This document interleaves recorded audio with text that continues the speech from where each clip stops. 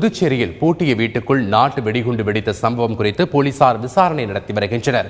முதலியார்பேட்டை லட்சுமி நகரில் ராதா என்பவருக்கு சொந்தமான வீட்டில் நள்ளிரவு பயங்கர வெடி சத்தம் கேட்டுள்ளது. இதனால் பீதியடைந்த அக்கம் பக்கத்தினர் போலீசாருக்கு தகவல் கொடுத்தனர்.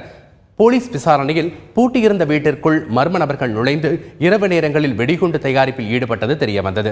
நாட்டு வெடிகுண்டு தயாரிக்கும் போது எதிர்பாராத விதமாக வெடித்து சிதறியதும் இதில் சிலருக்கு காயம் ஏற்பட்டதாகவும் போலீசார் தெரிவித்துள்ளனர்.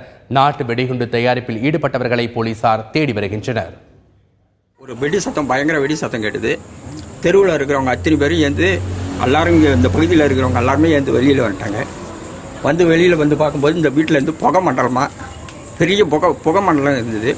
அப்புறம் நாங்கள் போலீஸுக்கு தகவல் கொடுத்த பிறகு போலீஸ் வந்து பார்த்துட்டு போன பிறகு இதில் யாரோ இந்த பகுதியில் இது வந்து ஒரு அஞ்சாறு வருஷமாக இருக்குது, மூடி கிடக்குது. அதனால் இங்கே யாரோ சமூக விரோதிகள்லாம் இங்கே இருக்கிறாங்கன்னு நாங்கள் கேள்விப்படுறோம்.